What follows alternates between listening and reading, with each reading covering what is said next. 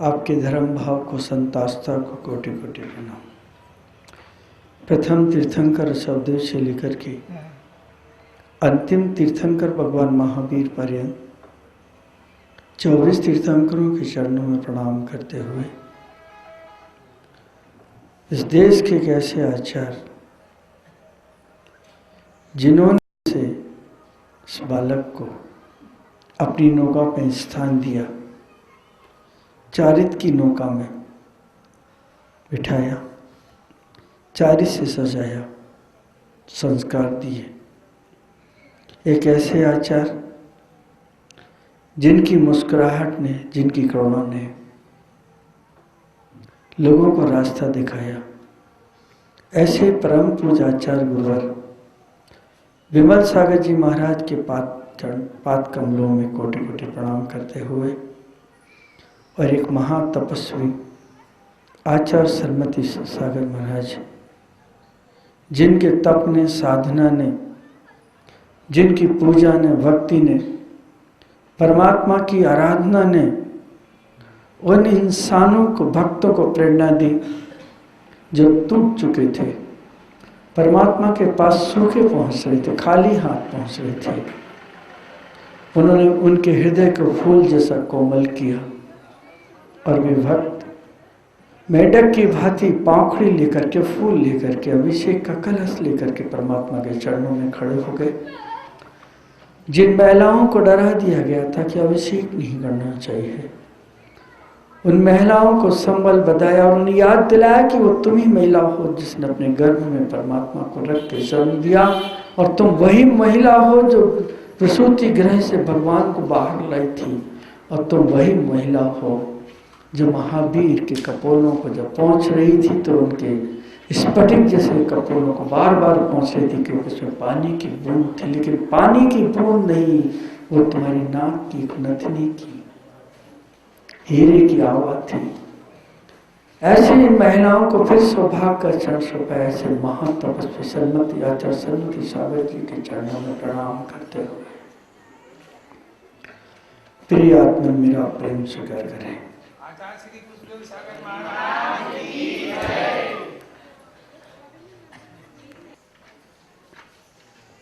बैठा हुआ था बाहर,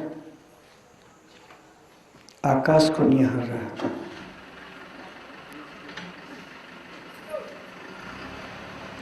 देखते देखते बहुत सारी चीजें मेरे मानस में उतर गई। ऐसा लगा कि इस अनंत आकाश के अंदर कितने बादल हैं, कितने रूप हैं उनके, वो पूरा रूप धारण भी नहीं कर पाते, और हवा का झोंका आता है उनको बिगाड़ देता है। बादल भाग रहे थे, उन्हें ये भी ज्ञात नहीं कि हम कहाँ भाग करके जाएंगे। जहां भाग रहे हैं वहां भी हवा है, जहां ठहरे वहां भी हवा है। हवाओं के झोंके उनके रूप को बिगाड़ देती है, उनके आकार को बिगाड़ देती है। हवा का एक झोंका आकर के कभी महल का आकार बना देता है, थोड़ी देर में वो एक मकान बन के रह जाता है, कुटिया की तरह रह जाता है। ऐसा लगता है कि वहां पर कोई हाथी खड़ा है, और पलक झपकते झपकते देखते कि हाथी गायब होगा, वहां पे कोई गधा खड़ा है। और गधे पे दृष्टि टिकाते हैं तो ऐसा लगता कि गणेश जी यहाँ पे आकर खड़े हो गए हैं। और जैसे ही उनको देखते तो धीरे धीरे ऐसा लगता कि गणेश जी तो थे ही नहीं, वहां तो शंकर विराजमान है। और शंकर की तरफ ध्यान लगाओ तो ऐसा लगता कि हिमालय बन गया है, बिल्कुल श्वेत दिख रहा है। और थोड़ी देर के बाद देखे तो वहां ऐसा लगता कि पुष्पगिरी की कोई एक पहाड़ी उबड़ खाबड़ सी दिख रही है। हवा के झोंके बादल को स्थिर नहीं रहने देते, न उनका रंग स्थिर हो पाता है, न उनका आकार स्थिर हो पाता है। वो बादल भटकते हैं, दौड़ते हैं, आगे बढ़ते हैं, आकार लेते हैं। ऐसा ही कोई एक ऐसा एलिमेंट हमारे अंदर विराजमान है जो हमें स्थिर नहीं होने देता, हमारे आकार को नहीं टिकने देता, हमारी काया को स्वस्थ नहीं रहने देता, हमारे संबंधों को बनने नहीं देता, बनते बनते ही तोड़ देता है। बिना लगाम का घोड़ा और बिना ब्रेक की गाड़ी कहीं भी ले जाके पटक देगी। अनियंत्रित मन पता नहीं हमें कहां किससे जोड़ देगा और कहां किस गड्ढे की तरफ, किस खाई की तरफ, किस गटर की तरफ। हो सकता है कि हम बैठ करके किसी उद्यान में बैठे और वहां फूलों की सुगंध ले रहे हैं और मन तुम्हें कुछ कह दे और तुम गटर के पास जा करके बैठ जाओ, पल में चले जाओ। मौत तुम्हें रुकने नहीं देती और आकांक्षाएं तुम्हें बैठने नहीं देती।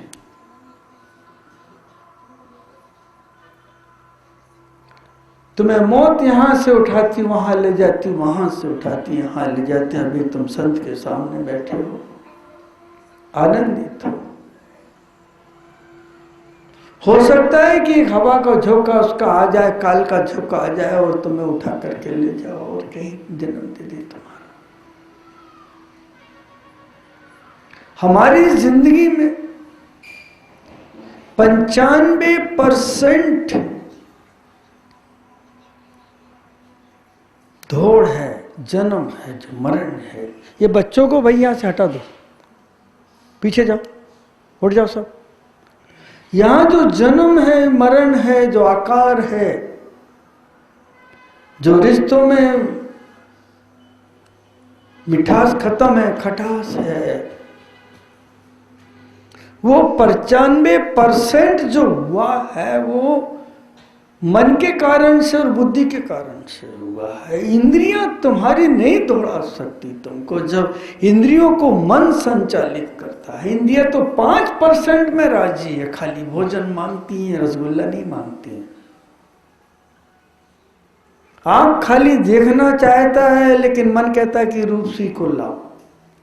आंख खाली एक रुकने के लिए मकान चाहता है लेकिन मन कहता है कि महल और एयर कंडीशन बंगला बनाओ। मन चालाक है, बुद्धि चालाक है। इन दोनों के ऊपर अंकुश नहीं है, ना मन पर अंकुश है ना बुद्धि पर अंकुश है। और आप जानते हैं कि अंकुश रहित हाथी बहुत खतरनाक है, गाड़ियां खतरनाक है, ब्रेक ही नहीं। घोड़ा मंजिल पे नहीं पहुंचा सकता अगर लगाम हाथ में ना हो तो। और मन अगर हमारे हाथ में ना हो और बुद्धि हमारे हाथ में ना हो तो हम सत्य मार्ग पर नहीं जा सकते, अपने गंतव्य पर नहीं पहुंच सकते। एक छोटी सी घटना बताऊं आपको। दो मित्र रास्ते से गुजर रहे हैं।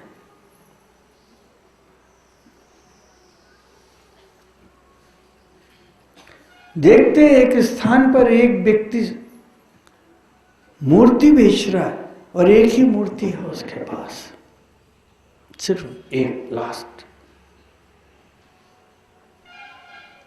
एक मित्र ने जाकर के उससे पूछा कि तुम ये मूर्ति बेचोगे क्या? हाँ बेचूंगा। कितने पैसे लोगे? 10,000 रुपए। बड़ा खुश हुआ वो, उसने 10,000 रुपए दिए और मूर्ति ले ली।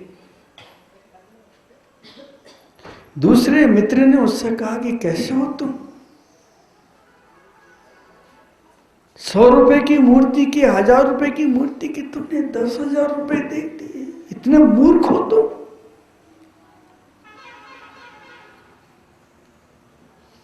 मित्र ने कहा परमात्मा मुझे बहुत सस्ता मिल गया, सरल मिल गया। हो सकता कि परमात्मा लाखों रुपए देते तो भी नहीं मिलता, 10,000 रुपए मिल गया है। एक मित्र से मूर्ख समझ रहा है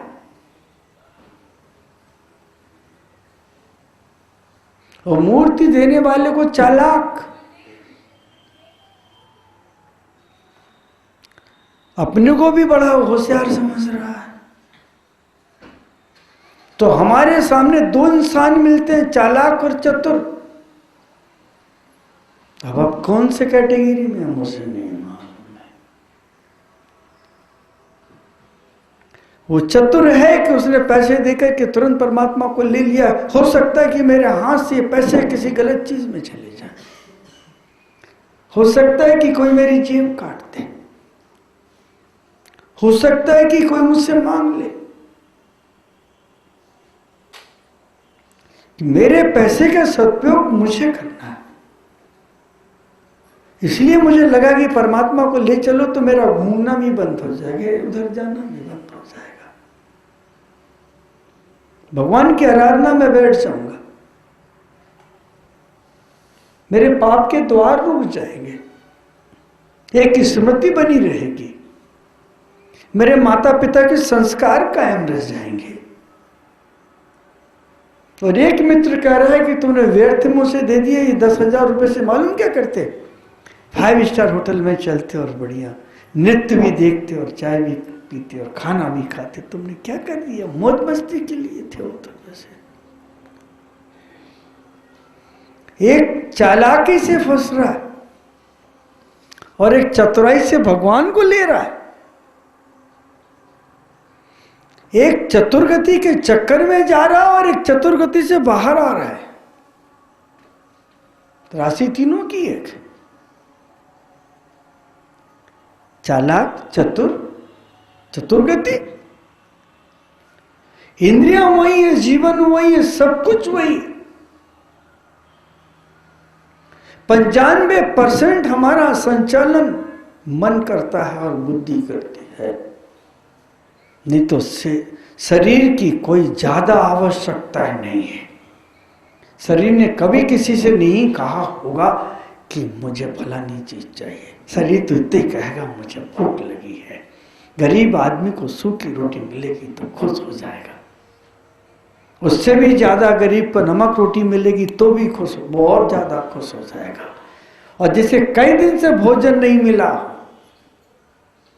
वो 10 दिन बासी रोटी मिलेगी तो कहेगा भगवान बड़ा कृपालु, उसने आज मेरे ऊपर कृपा कर दी। लेकिन जो इंद्रियों का गुलाम है, मन का गुलाम है, जब उससे कहीं कहेगा कि खाना खा लो, कहेगा भूख नहीं है, क्योंकि उसके मन रखा है सामने टेबल पे दाल रोटी रखी, नहीं खाएगा। फिर दूसरा दोस्त कहेगा उससे कि चलो फलाने होटल में खाएंगे, तो होटल का नाम पड़ेगा, बोलेगा अभी नहीं खाते, बाद में देखेंगे। थोड़ा और आगे बढ़ेगा तो फलानी होटल में खा लो, बहुत है, अच्छी होटल है, देख रहा है कि वहाँ एयर कंडीशन होटल है, सब कुछ मिलने वाला है, उल्टी सीधी चीजें खाने चला जाएगा। चतुर है वो कि मैंने इसकी जेब कटवा दी, मैंने इसकी जेब से पैसे निकलवा दिए। छोटी सी घटना है, एक मरीज डॉक्टर के पास पहुंचा, बोले डॉक्टर साहब 5 दिन हो गए, बहुत दर्द है पेट में, खाने नहीं पच रहा, मुझे मैं क्या करूं। डॉक्टर ने कहा क्या खाते हो, आलू और ये और वो सब चीजें बताई उसने। तुम गरिष्ठ भोजन करना बंद कर दो, तेल और घी का भोजन बंद कर दो कुछ दिनों के लिए। ठीक है डॉक्टर साहब, सादा भोजन करो। दूसरे दिन फिर पहुंच गया, बोले डॉक्टर साहब दवाई ने असर ही नहीं किया, दर्द नहीं जा रहा। दवाई खाई, हाँ डॉक्टर साहब। भोजन किया, हाँ डॉक्टर साहब। क्या खाया, बोले डॉक्टर साहब समोसे खाए, कचौड़ी भी खाई। तुमको मना किया था ना गरिष्ठ भोजन नहीं करना। डॉक्टर साहब आपने कहा था, लेकिन वो गरिष्ठ नहीं थे, वो कढ़ाई में तैर रहे थे, हल्के थे।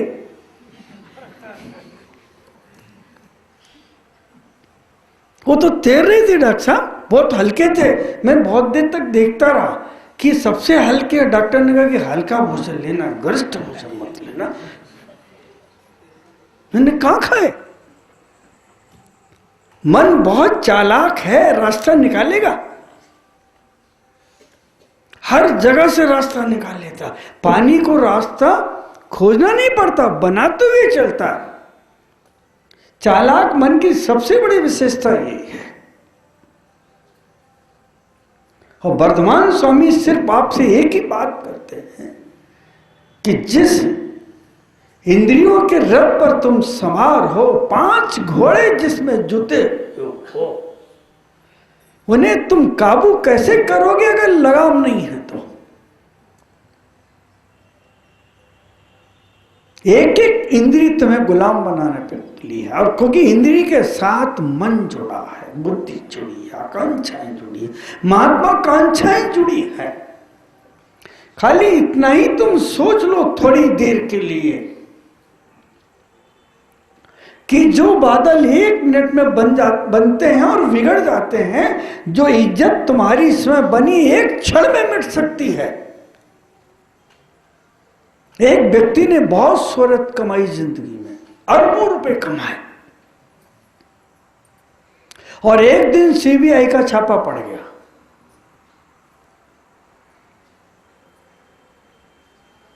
$500 करोड़ उसके हाथ जब्त किए। 100 करोड़ के गहने, सोने चांदी, हीरे जवाहरात निकले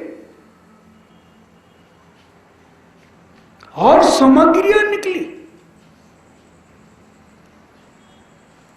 इज्जत चली गई, सामान तो गया, इज्जत भी गई, घर में आग लग गई, उसका मरण हो गया। सामान को बचाने के चक्कर में प्राण चले गए। क्या बचा?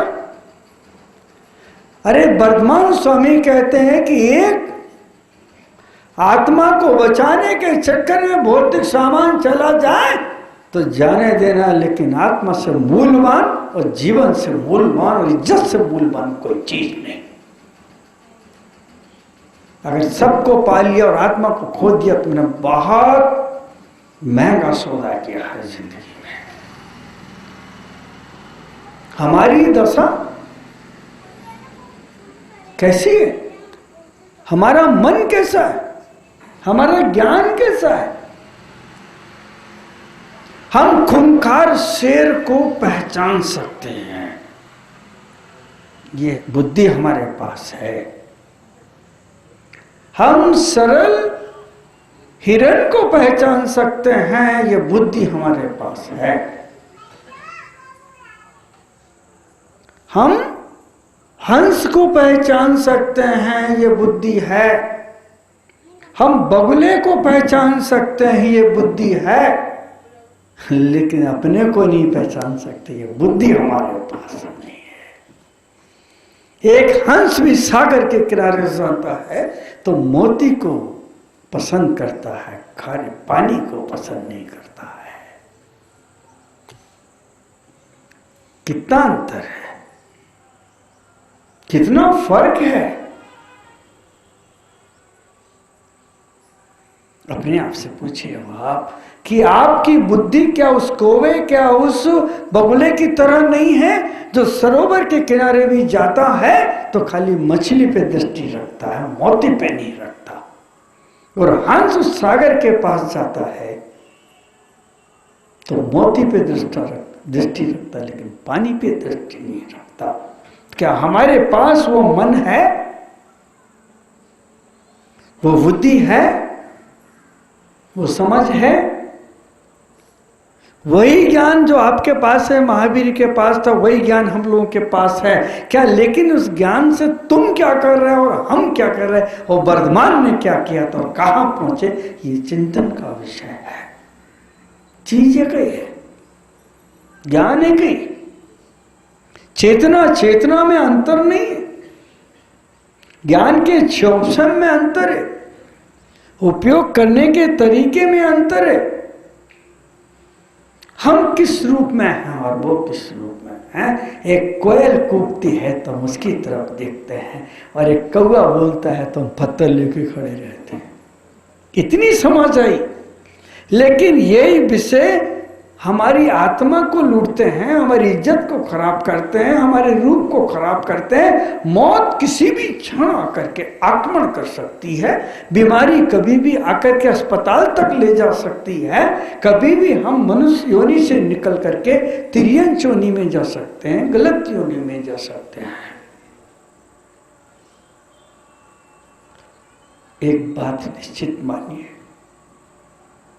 संयम की लगाम अगर हमारे पास है और संयम के साथ मरण होगा तो निश्चित मान के चलिए सिर्फ एक गति होगी।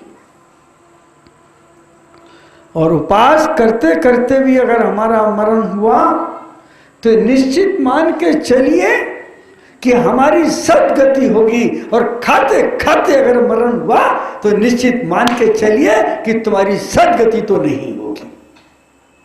पक्का है ये निश्चित मान के चलना। संयम कितनी गहरी चीज है जानते हैं। संयम का अर्थ है जो मृत्यु के मुख से बाहर ले जाए। संयम का अर्थ है जो संसार के कारागृह से बाहर निकाल दे। संयम का अर्थ है एक हमें ऐसे मित्र से मिला दे जो हमें परमात्मा बनने की कला सिखा दे। संयम का अर्थ है परमात्मा के उस सागर में हमें गोते लगवा दे, उस समाधि का स्वाद चखा दे जो परमात्मा के द्वार में जाकर के खुलता है। संयम का अर्थ है कि मैंने उन लोगों से अपने रिश्ते तोड़ दिए हैं, मैंने उन वस्तुओं की आकांक्षाएं छोड़ दी हैं जो आकांक्षाएं मुझे परिभ्रमण कराती थी, हवाओं की तरह जो मुझे तंग करती थी, मृत्यु दिलाती थी, आकार देती थी, भटकाती थी, मुझे सांस नहीं लेने देती थी। लेकिन संयम ने आज मुझे जीने के तरीके बतलाते हैं। वो संयम है। तो हमें सोचना है कि हम चालाक हैं या चतुर। चतुर हैं, कुछ भी मन के अंदर ऐसी साधना का संकल्प होना चाहिए। अगर ये बच्चे यहां बैठे तो इतना ही संकल्प हो जाए कि जितनी देर तक पढ़ाई करेंगे, उतनी कुर्सी पर बैठे हैं उतनी देर तक हम पढ़ने के अलावा दूसरा काम नहीं करेंगे, बात नहीं करेंगे, हम मोबाइल नहीं खोलेंगे, हम कोई फालतू बातें नहीं करेंगे, हम कोई दूसरी क्रिया नहीं करेंगे, सिर्फ स्टडी करेंगे। जब करना होगी तो कुर्सी से उठ के बाहर जाएंगे। सरस्वती का आसन है, हम इतना तो संयम पालन कर सकते हैं। आपको ताज्जुब होगा, जब मैं पढ़ने के लिए बैठता था तो मेरा संकल्प होता था कि जब तक ये प्रश्न मेरे तैयार नहीं होंगे तब तक उठूंगा नहीं। यहां अगर नींद भी आएगी तो आंख दिखा के भगाऊंगा, लेकिन मैं कुछ करूंगा, बस पढ़ना है मुझे। और वही संयम मुझे यहां तक लाया। संयम एक नौका है, व्रत एक मौका है। व्रत का अर्थ है नौका के सारे छिद्रों को मैं बंद करना चाहता हूं संकल्प की सीमेंट लगा करके। और चारित का अर्थ है कि मैं उस नौका में सवार होना चाहता हूं। और संयम का अर्थ है कि दोनों हाथों में पतवार लेकर के हवा और समुद्र के बीच में बैलेंस बना के गंतव्य की ओर जाना चाहता हूं। और तप का अर्थ है कि जो पानी भरा है इस नौका के अंदर उसे बाहर निकालना चाहता हूं। ये संयम है, तप है, चारित है, व्रत है। ये हमारे ऊपर आश्रित है। हम कहीं ना कहीं थोड़ा सा अंकुश लगाएं। विशाल का हाथी सिर्फ एक छोटे से अंकुश से बसना होता है। विशाल कपड़ा सिर्फ एक छोटी सी सुई से सी दिया जाता है। विशाल बीज जब समर्पण करता है तो वट वृक्ष की तरह फैल जाता है। आज भी कलकत्ता में 10,000 वर्ष पुराना वट वृक्ष है, 3 किलोमीटर के एरिया में एक इतना सा बीज, वो बीज परमात्मा का हमारे अंदर है। कल हम सत्य तक पहुंचे थे और आज उस सत्य को परमात्मा बनाने के लिए हमें संयम के बड़े बड़े पटकोटे बनाना है। और जब हम किसी मकान को बनाते हैं तो सीमेंट में कोई कंकड़ ना आ जाए, कोई पत्थर ना आ जाए, और सीमेंट में पानी डालते हैं तो ज्यादा देर रखी ना रह जाए। हम सीमेंट का उपयोग उसी समय करते हैं, तुरंत लगाना प्रारंभ करते हैं, सूख जाएगी तो नहीं चिपकेगी। तो ये जिंदगी पता नहीं हमारी कब सीमेंट की तरह सूख जाए। इसके पहले हमें धर्म का पानी मिला है मिलाने के लिए, तो हम उसे साफ कर लें। जरा सी सड़क बनाई जाती है, उस सड़क में अगर मिट्टी रह जाए तो डामर नहीं चिपकता, धूल रह जाए तो नहीं चिपकता। उसे झाड़ू से साफ करते हैं, पानी डालते हैं, फिर उठाते हैं, फिर मिट्टी डालते हैं, फिर गिट्टी डालते हैं, फिर इंजन चलाते हैं, फिर उसे दबा देते हैं, बिल्कुल एक्सी हो जाती है। फिर बाद में उसके ऊपर पतली रोड़ी डालते हैं ताकि मिट्टी नीचे दबी रहे, और फिर आप बाद में गरम डामर लेके आते हैं, ठंडा नहीं। गरम का मतलब तप, संयम आएगा, चरित्र आएगा, तप आएगा, तप आएगा तो ध्यान आएगा, और ध्यान आएगा तो भगवान आएगा, नहीं तो नहीं आएगा। सिस्टम है। एक सड़क बनाने के लिए अगर ये सब चीजें आवश्यक हैं बंधु, तो जीवन को बनाने के भी नियम है। मकान के बनाने के नियम है तो जीवन को बनाने के नियम है, और पकौड़ी पकवान या रसगुल्ले मिठाई बनाने के नियम है, दाल पकाने के नियम है। छोटा सा नियम है दाल पकाने का, मालाएं जानती हैं, अगर तुअर की दाल पकाना है तो बीच में चम्मच मत डालना, और जिस पात्र में पका रहा है उस पर गर्म पानी की एक कटोरी भर के रख देना, ठंडा मत डालना, गर्म डालना, नियम है। और बीच में चम्मच डाल दी तो पकेगी नहीं। और संयम लेके मन को चंचल कर दिया तो परमात्मा मिलेगा नहीं। कितने अच्छे नियम है।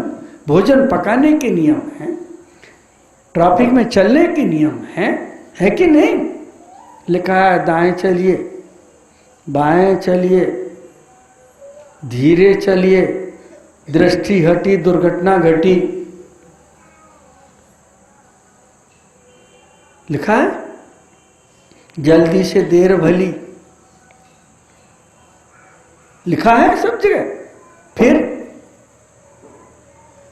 ट्रैफिक के नियम नहीं पालते तो एक्सीडेंट होता है, और अध्यात्म के नियम नहीं जाएंगे तो क्या होगा? महा एक्सीडेंट। पता नहीं फिर ये शरीर मिला कि नहीं मिला। डॉक्टर ने इतनी कहा था कि गरिष्ठ भोजन मत करना, नियम लिया ना उसने कि हाँ डॉक्टर साहब मैं गरिष्ठ भोजन नहीं। क्यों? गरिष्ठ भोजन के कारण से तेरे को डिहाइड्रेशन हुआ और तेरे पेट में दर्द है, और कह के चला गया। और सवेरे फिर आ गया कि डॉक्टर साहब दवाई बेकार, पची नहीं। बोले दवाई से कोई फर्क नहीं पड़ा, दर्द बहुत हो रहा है, क्या खाया? बोले कचौड़ी समोसे खाए। तेरे को मना किया था? बोले आपने कहा था हल्का भोजन लेना। वो कढ़ाई में तैर रही थी तो हम समझे हल्की, हमने खा ली। रास्ता खोज लिया ना उसने, आसानी से खोजा। वो मित्र भगवान के लिए मना कर रहा है, और वो कह रहा है मुझे भगवान में बहुत सस्ते मिल गए, सरल मिल गए, आसानी से मिल गए, और तूने 50,000 दे दिए, 10,000 दे दिए। पागल, क्या किया तूने? इससे ज्यादा मजा तो होटल में चलते तो मजा लेते, पिक्चर देखने जाते तो मजा लेते। ये मजा कितनी देर का है?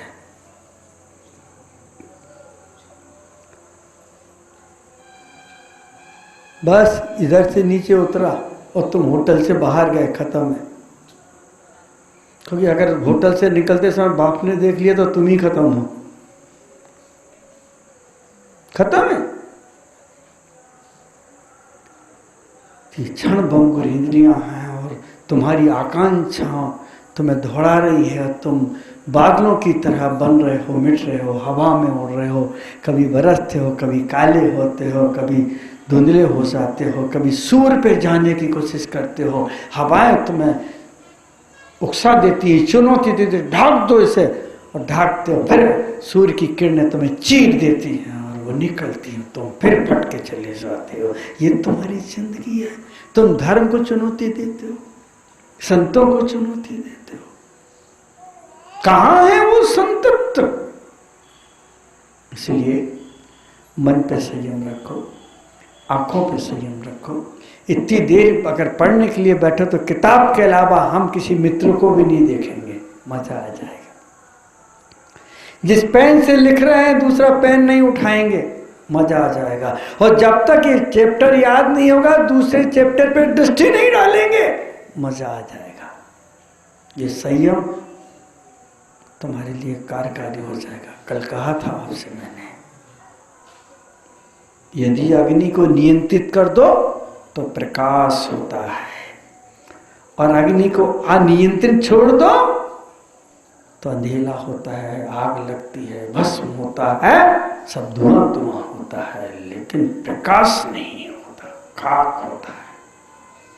वही ऊर्जा है हमारे पास, संयम का दिन। उसको आप समझने की कोशिश करो। पशु पक्षी भी समझते हैं, हंस भी समझता है, लेकिन बगुला नहीं समझता। वो दृष्टि हमारे पास आना चाहिए। हमारे पास काग दृष्टि नहीं होना चाहिए कि हम गटर के पास जाकर के बैठें और गंदगी को ढूंढने की कोशिश करें। अरे हम परमात्मा के वंशज हैं, हमें अच्छाइयाँ खोजना चाहिए, अच्छाइयों की तरफ बढ़ना चाहिए। बस वही संयम है जो संसार से उठा करके परमात्मा से मिलाते और परमात्मा के साथ साथ तुम्हें परमात्मा बना दे और मृत्यु को पास न आने दे। उसका नाम है उत्तम। ओम ह्रीम उत्तम संयम धर्मंगाय नमः। ओम ह्रीम उत्तम संयम धर्मंगाय नमः। ओम ह्रीम उत्तम संयम धर्म। जय जय।